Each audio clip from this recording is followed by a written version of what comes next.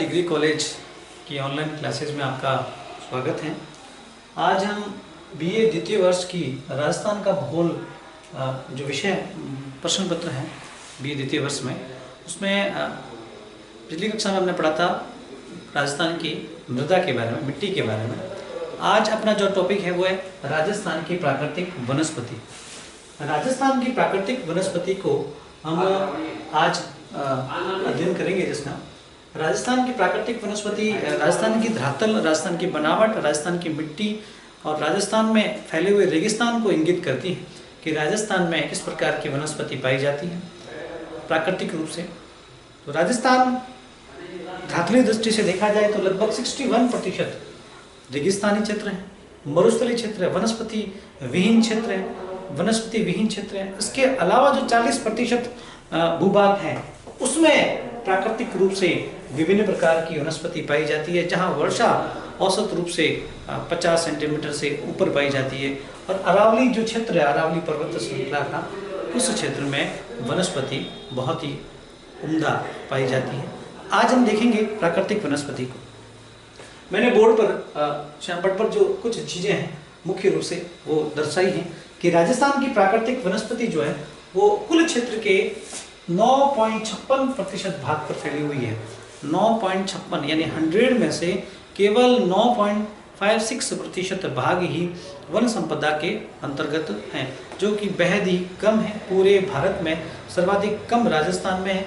राजस्थान राज्य में वन संपदा का औसत बहुत ही कम है, लेकिन राजस्थान के कुछ ऐसे क्षेत्र हैं जहाँ पर जिलेवार वनस्पति का जो प्रतिशत है वो सर्वाधिक है और सर्वाधिक कम भी है। तो राजस्थान में सबसे अधिक वन संपदा उदयपुर जिले में 31% दर्शाई गई है। उदयपुर जो जिला है वहाँ पे सर्वाधिक वनस्पति 31% पाई जाती है। उसी प्रकार से राजसमंद में द्वितीय नंबर पर, राजसमंद ये 2 नंबर पर है और ये 1 नंबर पर है।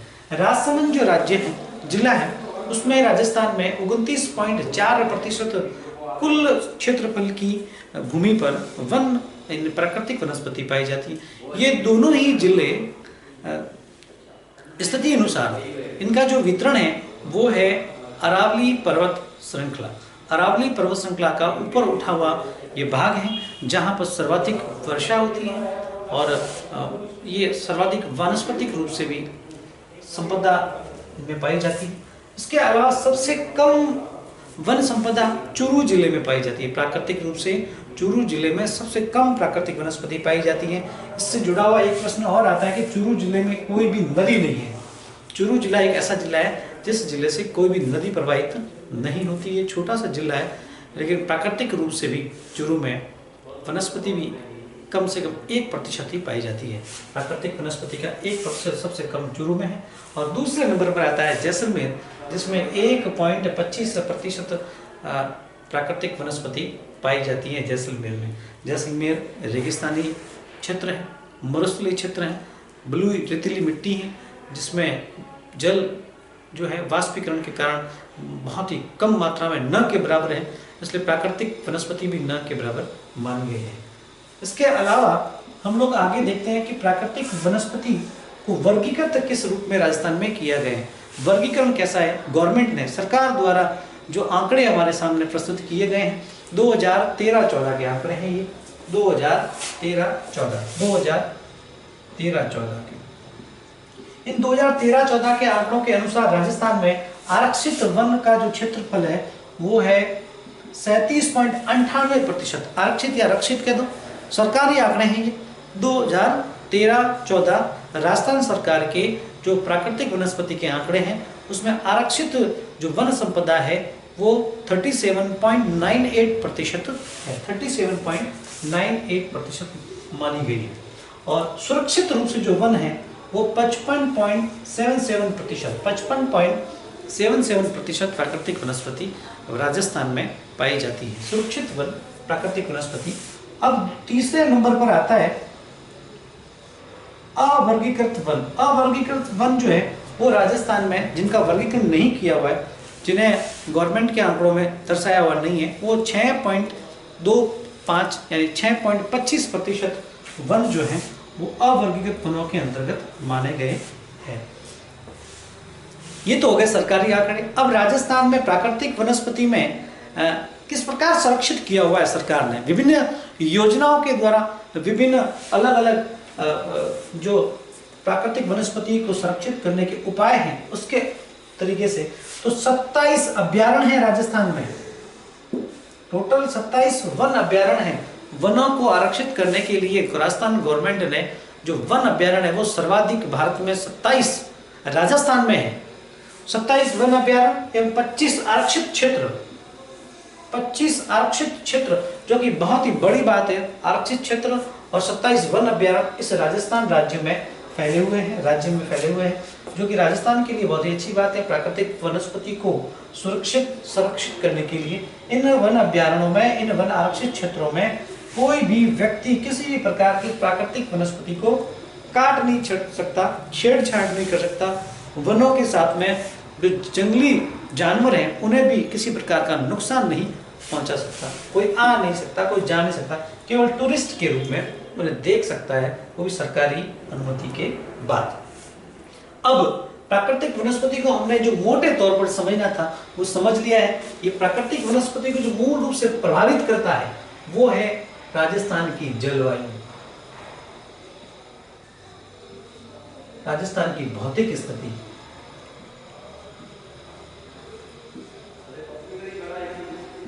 ये दोनों जो स्थितियां हैं, राजस्थान की जलवायु और राजस्थान की भौतिक स्थिति जो है वो प्राकृतिक वनस्पति को प्रभावित करती है। क्या करती है? प्रभावित करती है, प्रभावित करती है। और इन्हीं से पता चलता है कि राजस्थान की जलवायु किस प्रकार की है। जलवायु और राजस्थान की प्राकृतिक वनस्पति किस प्रकार की है। सरकारी आंकड़ों के अनुसार राजस्थान गवर्नमेंट के जो आंकड़े हैं जो प्राकृतिक वनस्पति से संबंधित हैं, उन आंकड़ों में वन संपदा यानी प्राकृतिक वनस्पति राजस्थान की किस प्रकार विभाजित की हुई है, राज्य में किन किन क्षेत्रों में किस प्रकार की वनस्पति पाई जाती है, उस वनस्पति को किस प्रकार से विभाजित किया हुआ है, उसे एक मोटे तौर पर अपन देख लेते हैं। वैसे विस्तृत रूप से इन्हें पढ़ने के लिए हमें उसके नोट्स बनाने पड़ते हैं। आप लोग मोटे तौर पर इसको समझ लीजिए, उसके बाद में उसको नोट्स बना के आप लोग परीक्षा में सम्मिलित कर लीजिए। अब देखेंगे सबसे पहले नंबर पर वन संपदा का जो विभाजन किया हुआ है, सबसे पहले नंबर पर आपके सामने है शुष्क सागवान के वन। शुष्क सागवान के वन, इनके नाम से पड़ता है इसमें कि शुष्कता इन वनों में शामिल है, क्योंकि राजस्थान एक रेगिस्तानी क्षेत्र है, इसलिए शुष्कता साथ में दृष्टिगोचर होती है। हम लोग देखेंगे कि शुष्क सागवान के वन जो है वो 750 से 1100 mm वार्षिक वर्षा, 750 से 1100 mm वार्षिक वर्षा जिन क्षेत्रों में राजस्थान में होती है वहां पर ये वन पाए जाते हैं। ये वन किन किन क्षेत्रों में है, तो वो क्षेत्र आप लोग देखना चाहें तो उदयपुर का क्षेत्र देख लीजिए, राजसमंद का क्षेत्र देख लीजिए, झालावाड़, डूंगरपुर, बांसवाड़ा और चित्तौड़गढ़, प्रतापगढ़ के आसपास का जो क्षेत्र है वहां पर इस प्रकार की वनस्पति पाई जाती है। ये क्षेत्रफल इसका कितना है, शुष्क सागवान के वन है राजस्थान में कितने प्रतिशत क्षेत्र में या कितने वर्ग किलोमीटर क्षेत्र में फैले हुए हैं, तो 5200 वर्ग किलोमीटर क्षेत्र में शुष्क सागवान के वन पाए जाते हैं। दूसरे नंबर पर आते हैं मिश्रित पतझड़ वाले वन, जो पतझड़ के समय जिनके पत्ते झड़ जाते हैं, यानी मौसमी परिवर्तन के द्वारा उन पत्तों में भी परिवर्तन आने लगता है। राजस्थान की कुल भूमि के 27% क्षेत्र में मिश्रित पतझड़ वाले वन पाए जाते हैं। कुल भूमि जो है राजस्थान की उसके 27% भाग पर मिश्रित पतझड़ वाले वन पाए जाते हैं। राजस्थान का अरावली का पूर्वी भाग और पश्चिमी भाग दोनों ही क्षेत्रों में, तलहटी क्षेत्रों में अधिकाधिक सर्वाधिक मात्रा में इस प्रकार की पतझड़ वाले वन पाए जाते हैं। इसके अलावा पूर्व का मैदानी क्षेत्र, हाड़ौती का पठारी क्षेत्र, इन भागों में पतझड़ वाले जो मिश्रित पतझड़ वाले वन है सर्वाधिक मात्रा में पाए जाते हैं। नेक्स्ट तीसरे नंबर पर आता है अर्ध उष्ण सदाबहार वन। अर्ध उष्ण सदाबहार वन राजस्थान में बहुत ही कम मात्रा में पाए जाते हैं, लेकिन इनकी जो मात्रा है वो डूंगरपुर, बांसवाड़ा, उदयपुर, राजसमंद, उदयपुर, राजसमंद, झालावाड़ और प्रतापगढ़, चित्तौड़गढ़ के ऐसे क्षेत्र जहाँ पर नदीय वर्ष जो नदियाँ हैं वो वर्ष पर्यंत बहती है, जिसमें आप लोग कह सकते हैं कि चंबल घाटी, बनास घाटी और उसके अलावा माही जो नदी का क्षेत्र है उसके आसपास वाला जो क्षेत्र है वहाँ अर्ध उष्ण सदाबहार वन पाए जाते हैं। उसमें धोपड़ा है, पीपल के वृक्ष हैं, शीशम है, नीम तो कम मात्रा में, आम के वृक्ष भी पाए जाते हैं, गुंदे वगैरह, तेंदुपत्ता है। इस प्रकार की वनस्पति उष्ण अर्ध उष्ण सदाबहार वन के रूप में पहाड़ी क्षेत्रों में दिखाई पड़ते हैं। नदी तट के वन, नदी तट कौन कौन सी नदियाँ? वर्ष पर्यंत बहने वाली वो नदियाँ जिनके आसपास में तटों पर जो वनस्पति पाई जाती है, प्राकृतिक वनस्पति पाई जाती है, उन्हें नदी तट के वन कहा जाता है। तो राजस्थान में नदियों की वैसे तो बहुत ही कमी है, लेकिन कुछ नदियां जो हैं वो वर्ष पर्यंत बहती है, मानसूनी प्रकार की है, लेकिन वर्ष पर्यंत उनमें जल रहता है। जैसे सबसे पहले सबसे बड़ी नदी का नाम ले लूँ मैं, तो चंबल नदी जो है राजस्थान के पूर्वी क्षेत्र में बहती है। चंबल के बाद में आती है माही नदी जो राजस्थान के कमी क्षेत्र में बहती है। उसके बाद में आती है बनास जो कि चंबल की सहायक नदी है। उसके बाद में आती है बाणगंगा। ये कुछ नदियां हैं जिन नदियों के आसपास के क्षेत्र में, तटीय क्षेत्र में नदी तट के वन पाए जाते हैं। और इन्हीं वनों के जो ये वन है, जो ये तेंदुपत्ता है, आम के वन है, नीम, शीतल, शीशम, पीपल आदि के वन पाए जाते हैं। उसके अलावा उष्ण कटिबंधीय कांटेदार झाड़ी वाले वन सर्वाधिक मात्रा में पाए जाते हैं। सर्वाधिक पश्चिमी रेगिस्तान में, पश्चिमी रेगिस्तान में सर्वाधिक मात्रा में ये उष्ण कटिबंधीय कांटेदार जो झाड़ियां हैं, झाड़ी वाले वन हैं, वो जैसे ही पश्चिम की तरफ हम लोग जाते हैं, राजस्थान में धरातलीय स्थिति हमने पढ़ी है, भौगोलिक स्थिति, तो उस धरातलीय स्थिति में पश्चिम की तरफ जाने पर आपके जो अरावली पर्वत श्रृंखला आती है, अरावली पर्वत श्रृंखला के पश्चिम की तरफ अर्ध शुष्क प्रदेश शुरू होता है, जहां वार्षिक वर्षा 0 से लगाकर 20 या 25 सेंटीमीटर तक दर्ज की हुई है। उस क्षेत्र में मैं जिलों के नाम बताना चाहूंगा आपको। तो सीकर, नागौर, झुंझुनू, गंगानगर, हनुमानगढ़, बीकानेर, जैसलमेर, बाड़मेर, जालोर, पाली, जोधपुर इत्यादि का जो क्षेत्र है उसमें उष्ण कटिबंधीय कांटेदार झाड़ी वाले बबूल, केर आदि जो हैं, खेजड़ा है, वो वनस्पति पाई जाती है सर्वाधिक मात्रा में पश्चिमी रेगिस्तानी क्षेत्र में। उसके अलावा है नंबर 6 पे शुष्क वन।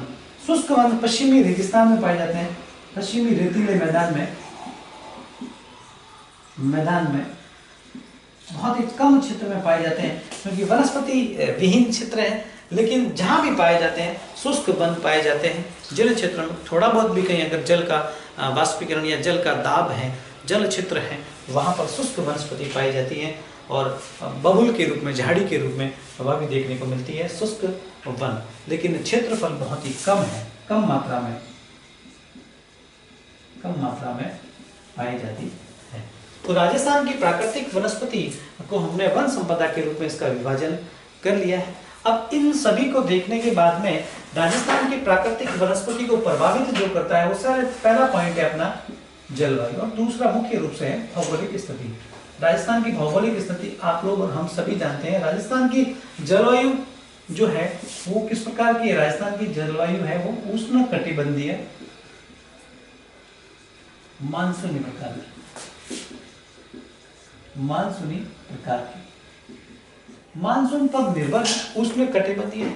और सर्वाधिक जो क्षेत्र है वो 0 से 20 सेंटीमीटर वार्षिक वर्षा का क्षेत्र है। 61% के लगभग जो क्षेत्र है जलवायु की दृष्टि से इस प्रकार का क्षेत्र है। जलवायु राजस्थान की अनियमित है, कई बार वर्षा ज़्यादा हो जाती है तो कई बार बिल्कुल ही न के बराबर अकाल की स्थिति बनी हुई रहती है। नदियाँ भी इतनी नहीं हैं जो वर्ष पर्यंत बहे। एक क्षेत्र तो पूरा अरावली का जो जल विभाजक रूप में अरावली आई हुई है, एक क्षेत्र पूरा का पूरा अकाल से ग्रसित ही रहता है। और जो अरावली के पूर्व का भाग है, जिस क्षेत्र में पूर्वी का मैदान आता है, हाड़ौती का पठारी क्षेत्र आता है, वहाँ राजस्थान में थोड़ी बहुत वार्षिक वर्षा के रूप में दिखाई पड़ती है। तो उसी क्षेत्र के ऊपर इस पश्चिमी क्षेत्र का भी दबाव रहता है, जनसंख्या का दबाव रहता है, खाद्यान्नों का दबाव रहता है। तो हम लोग जलवायु को देखें तो मौसमी दशाएं राजस्थान की परिवर्तित रहती है, मौसमी दशाएं अनियमित रहती है, वार्षिक वर्षा अनियमित है। तापमान दैनिक एवं वार्षिक सर्वाधिक रहता है, जिस कारण से प्राकृतिक वनस्पति को पनपने में थोड़ी दिक्कत रहती है। इसलिए प्राकृतिक वनस्पति अधिक क्षेत्र में न के बराबर मानी गई है। भौगोलिक स्थिति या भौतिक स्थिति, राजस्थान की भौतिक धरातलीय स्थिति रेगिस्तानी क्षेत्र है सर्वाधिक। उसके अलावा जो अरावली पर्वत श्रृंखला का क्षेत्र है वो पहाड़ी क्षेत्र है, जिसमें उपजाऊपन बहुत ही कम है। इसलिए प्राकृतिक वनस्पति को पनपने में, अंदर तक उसकी जड़ें डालने में थोड़ी सी समस्या आती है, और वनस्पति में पनपने के लिए वर्षा की आवश्यकता होती है, और वर्षा सर्वाधिक राजस्थान में कम मानी गई है। छोटा सा अगर चित्र बना के हम लोग समझना चाहें तो राजस्थान की जो भौतिक स्थिति है, आप लोगों को मैंने हर बार बताया है, एक बार मैं वापस आपको बताना चाहूँगा। ये राजस्थान का एक अच्छा मानचित्र बना है, और उसमें ये वाला जो क्षेत्र है ये पश्चिमी रेतीला मैदान है, पश्चिमी रेतीला मैदान, रेतीला क्षेत्र है पूर्ण रूप से। इसके अलावा ये जो क्षेत्र है वो अरावली है, अरावली पर्वत श्रृंखला, अरावली पर्वत श्रेणी, ये जल विभाजक के रूप में राजस्थान में बीच में दिखाई पड़ती है। इसलिए राज्य में इस अरावली पर्वत श्रृंखला को दो भागों में बांट दिया है राजस्थान को, एक पश्चिमी भाग और एक पूर्वी भाग। पूर्वी भाग में ये वाला जो क्षेत्र है वो हाड़ौती का पठारी क्षेत्र है, मालवा का पठार कह सकते हैं, दक्कन का पठारी क्षेत्र का भाग है ये। इसलिए इस क्षेत्र में काली मिट्टी की सर्वाधिक मात्रा पाई जाती है, नमी भी रहती है इस मिट्टी में। इधर प्राकृतिक वनस्पति का थोड़ा प्रभाव सर्वाधिक है प्राकृतिक। और ये उठा हुआ भाग है राजस्थान का, उदयपुर, जहाँ सर्वाधिक वनस्पति पाई जाती है। पठारी उठा हुआ भाग है अरावली का, जहाँ पर सर्वाधिक मात्रा वनस्पति पाई जाती है।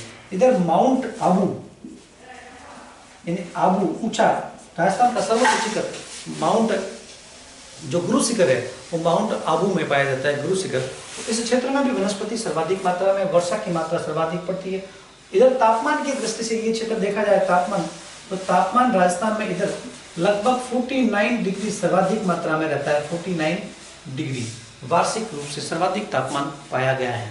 तो एक प्रकार से तापमान की दैनिक और वार्षिक गतिविधियां भी यहाँ पे सर्वाधिक हैं। अब देखें तो वर्षा और पवनें भी प्रभावित करती है प्राकृतिक वनस्पति को। वर्षा भी जो मानसूनी प्रकार की है वो राजस्थान में बहुत ही कम देखने को मिलती है, क्योंकि इस पर्वत श्रृंखला के सारे जो मानसूनी पवनें होती है वो ऊपर की तरफ चली जाती है, कोई भी टकराव नहीं आता है। इसलिए ऊपर की तरफ जाके गंगा अपने हिमालय से टकराकर उत्तर दक्षिण की तरफ चली जाती है और उधर की तरफ बहाव करती है।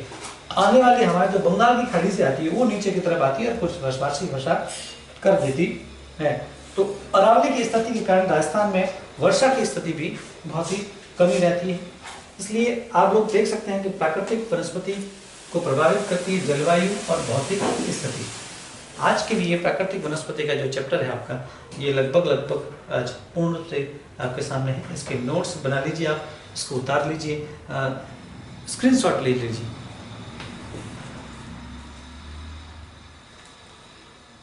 अगली कक्षा में आपका फिर से स्वागत रहेगा।